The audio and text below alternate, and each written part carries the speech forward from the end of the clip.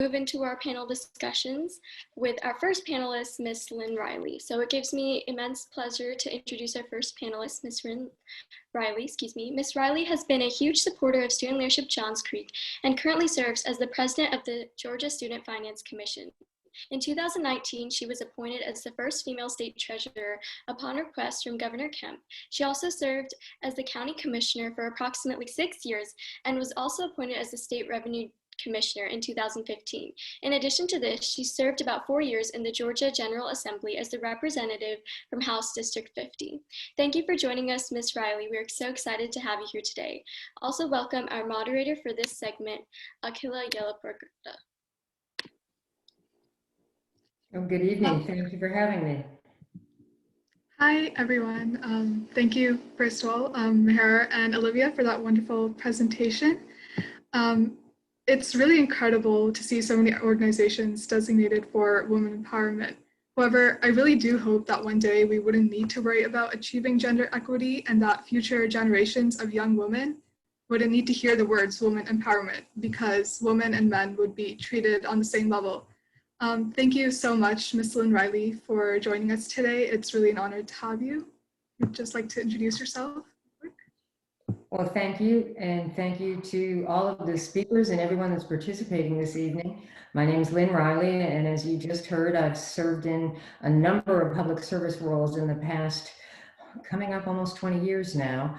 I never thought of myself as a public servant leader. This was an area that I came to accidentally, but I'm glad that I chose to step forward when an opportunity arose, and I hope I can convey that to everyone who's joining the conversation, how important it is to never limit yourself. It's an opportunity is always just over the horizon, and collectively as women, we can move mountains when we take those first steps and continue that incremental change that we've heard Olivia speak to tonight.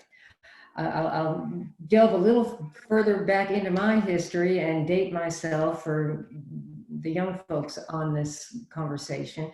I remember when I was your age and we were talking about women's liberation. I came in on the tail end of that period in history in the 60s and 70s when there was excessive efforts by women to be recognized as equal in every way, shape, and form. And it is a little distressing to be here 50 years later, and we're still talking about the same concerns and the same feelings of impediments. I will give you some comfort. You really, in these past 50 years, so much has changed. So many things that were barriers 50 years ago, they don't exist any longer. And I hope for my granddaughter, who's 6 years old right now, that when she is in a career and active in her world, that there will not be any discussion about inequality among any gender, any cohort. We will all just be seen as people, and we'll be seen for the value that each and every one of us brings individually and the power we have collectively. So I hope that we can have a great conversation this evening on all of the ways that you and your generation are going to be able to continue on that journey that those before us have brought us to this point. Absolutely, and I 100% agree with everything that you just said. I mean, like I said again, all these organizations that are coming together to achieve this sort of gender equity, hopefully we don't have these like organizations in the future, not because they're not great, they're amazing, but we just don't need to hear those words, women empowerment. So the first question I'd like to ask you is, what is one female figure that inspires you and why? Thank you for that question. I'd like to speak to someone who personally inspired me. And I challenge, again, everyone on the call tonight to do a little bit of research on Mayor Eva Galambos. Mayor Galambos really inspired me in my early stages of public service. And I'd known of her for a number of years before she became mayor, but she was a trailblazer. You know, if you read her history, an immigrant from Germany who married a man who survived the concentration camps and the Holocaust. She went to University of Georgia, got her undergraduate degree and her doctorate from Georgia State University. She always fought for local representation, and for years and years and years, when that was not even considered in Metro Atlanta, it did not daunt her. She continued the quest for local control, local identity. And as I began my public service career, she was just achieving the success when in 2005, they were able to initiate the charter for the city of Sandy Springs. Now, we celebrate student leadership at Johns Creek here tonight, and I was so proud to be able to watch her success be replicated for the city of Johns Creek and the city of Milton in 2006. And without her determination, without her refusal to be slowed down by any barrier in her way, she was the tip of the spear that created the great city of Sandy Springs, which is now internationally recognized.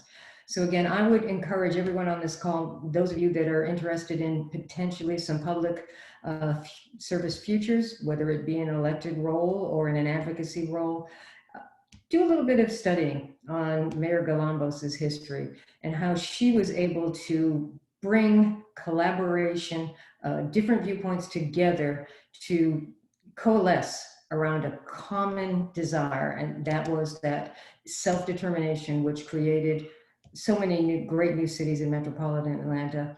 And as I see the students here on this call and the students that have done so well in the city of Johns Creek, we can't be anything but more grateful that Mayor Eva Galambos was willing to not accept no for an answer.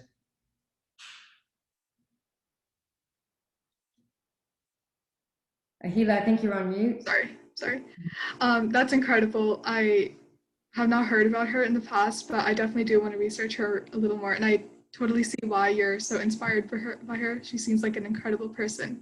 She truly was.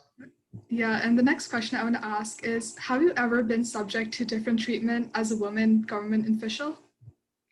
I'm sorry, I have to answer yes to that question. It was more prevalent early on in my public service career, and I think the ability to overcome that was within my own self-determination. Once I realized that if you allow yourself to be seen as inferior in any way, then it can perpetuate that sentiment from those that observe it. So early on, I will admit, I was not comfortable speaking in public. I had to develop that self-assurance. And as I felt I was stronger in my understanding and in my knowledge of the county government, which is where I began, I think I portrayed my competence. And having done that, the condescension and some of the dismissive behavior that I was originally subjected to, it dissipated. So my recommendation to all other women is do not allow yourself to be dismissed. If you see it occurring, stiffen your spine and continue on with your self-confidence, and make sure that when you are coming to a conversation, you come prepared and you come with factual and evidential arguments to express your viewpoint. And you'll find that if you work to include other voices and look for that common goal, that the dismissiveness, the condescension, anything that would be perceived as a negative attitude will evaporate. Right, and that's what feminism is all about. It's not about trying to be greater than men or any more powerful, but it's just owning our place and fighting for what's right. So the next question I'd like to ask you is, what is one piece of advice you'd like to give to the audience of young women that are interested in your particular field? As I said earlier in my introductory comments, I think the most important thing every woman and every person should consider is setting no limits. Always be willing to say yes when an opportunity presents itself. Always challenging yourself to say, I know I can accomplish this, but what can I do next? So never place limits on what you can achieve, and always be thinking about that next great thing that may come your way that you're not aware of, or set a goal that exceeds where you currently feel that you have developed really strong capabilities. Yeah, and I definitely agree with that. I mean, as we work together as women to build upon each other and make sure we're all being treated equally, I think we could definitely achieve some sort of gender equity in the future, like you have mentioned before. So the next question is, what are some changes you would like to see within your field going forward to ensure that there is equal treatment across the board? Well, in public service and in government service, we are always limited by budgets that are set generally by others and that we have to operate under. When I was in the General Assembly, I worked with other legislators and the governor's office to develop budgets that agencies would have to operate under. Now that I've worked in the agency side where someone else is setting those boundaries on resources that I have available to do my job, it's difficult sometimes to be able to provide enrichment to the workforce that is so critical for career growth. So if I had a magic wand and could offer whatever I chose in public service, I'd be looking for more opportunities to build career pathways for new employees, to ensure that they would stay in public service, which is such an important part of our entire economy and in our entire society. But we find so many times that those in the public service career path will tend to leave for the private sector because the payroll and salary offerings tend to be much more robust. I'd like to see in the public service arena more opportunity for career pathways, for coaching and mentoring of new entries into public service so that they are able to grow and be able to expand their career within public service and not have to go outside into the private sector to secure a solid career pathway. Something that we struggle with in public service is succession planning. Again, because of limited resources, we don't have the ability to invest in training and leadership, building and crafting of the characteristics that make great leaders in public service. So in summary, what would be important to me would be having those resources at our disposal to allow a pipeline of great talent to be able to grow within public service roles, to eventually be those leaders that would keep their entire career within that public service endeavor. Yeah, and I could see why that's very much needed.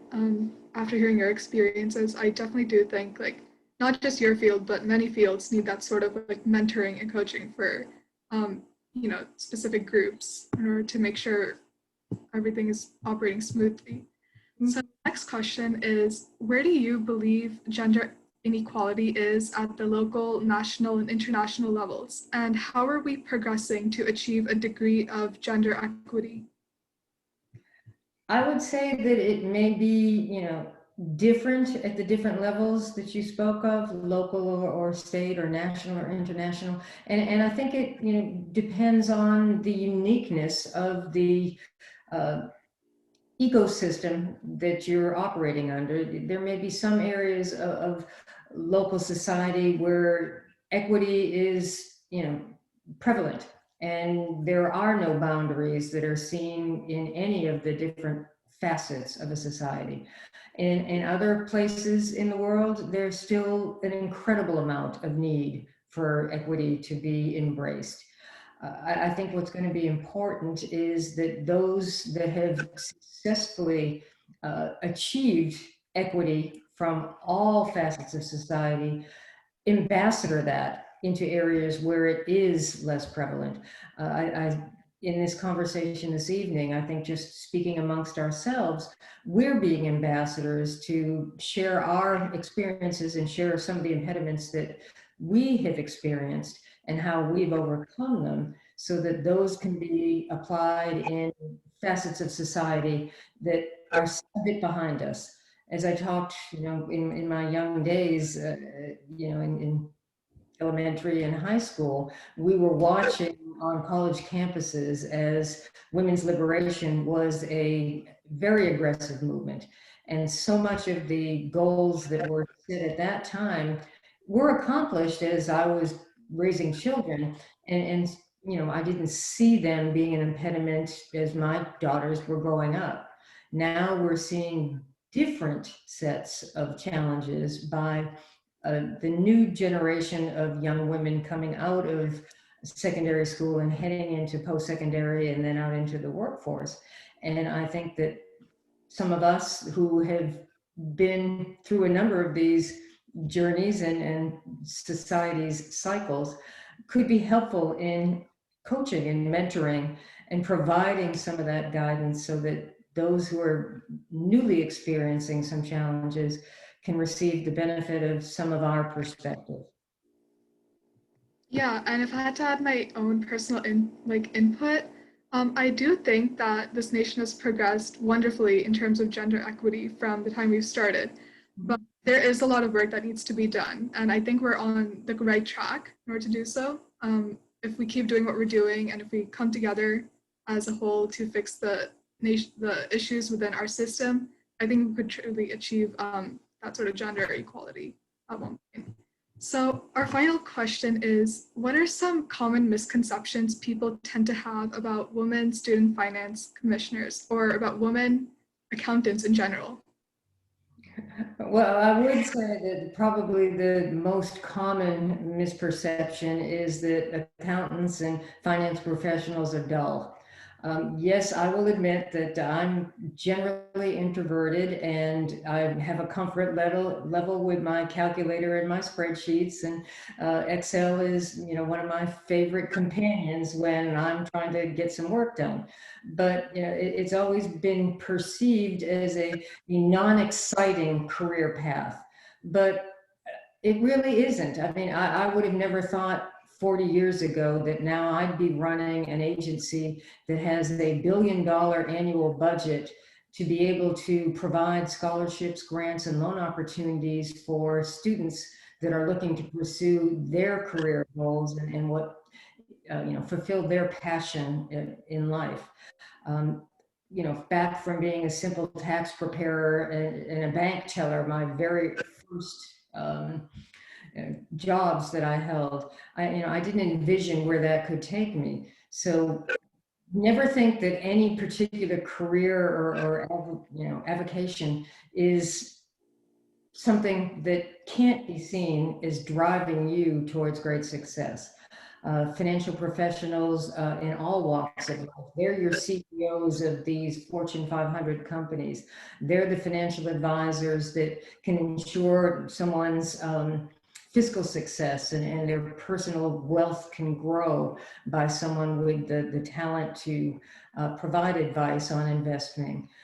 Someone who can help collect taxes for a government, as I did at the Department of Revenue. These are all challenges that also have public policy components to it. At the Department of Revenue, we were working with the General Assembly every day on crafting good tax policy that was sensitive to the challenges that taxpayers face in paying their taxes, but also sensitive to the needs of a government to be able to have the funding to provide the services that citizens need. At Treasury, it was very important that we were very sensitive to how we invested and preserved those tax dollars that were collected to make sure that they could be spent for maximum benefit for all of the citizens across the state. At Student Finance now, I've got that pleasure of being able to ensure that $1 billion every year is effectively distributed to those qualified students that have applied, whether it's for a loan based on need or a grant based on a career pathway at our technical colleges, or a Hope or Zell scholarship to pursue a passion at a normal 4-year research institute or a private university. Again, all of these different things are very challenging, very rewarding in what we deliver, and not something that's dull or boring by any way, shape, or form. Yeah, and I mean, people in your field, you guys don't get enough credit for what you do. You guys are pretty much the backbone of our economy, and that's like really, really important. So thank you so much. And I would like to just open up the floor for any questions from the audience. Yeah, so the chat is open for anyone to ask questions. I myself would like to go ahead and ask a question to Ms. Reilly. What one piece of advice do you have for students overall? Being the president of the Students Finance Commission, I'm sure you have some take on this, and a lot of our audience here today is students, so yeah. Well, I will happily give some advice.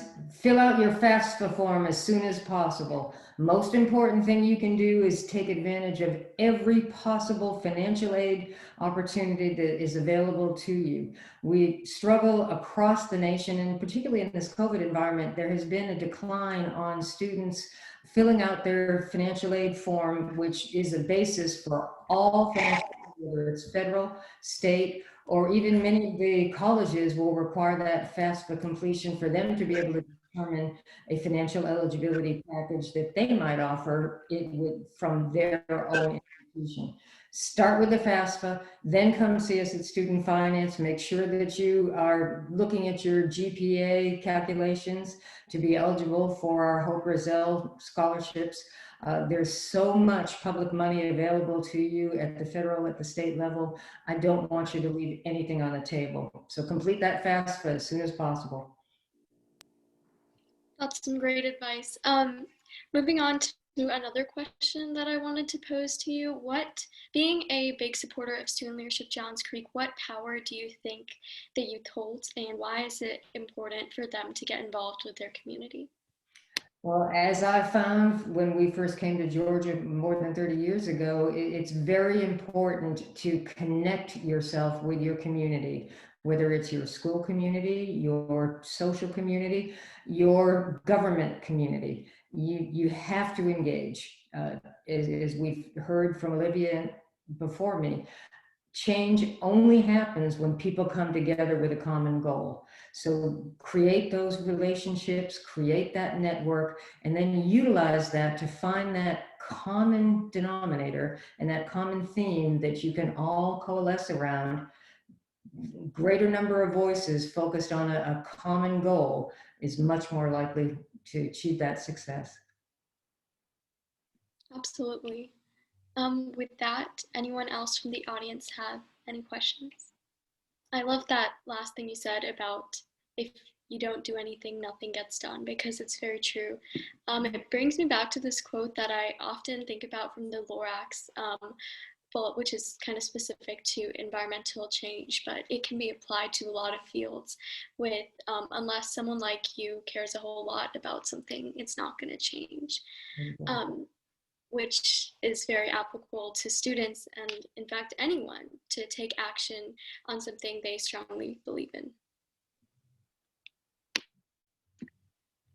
With that, if we don't have questions, we can move into our next segment. Thank you, Ms. Reilly, for joining us today. We're so happy to have you.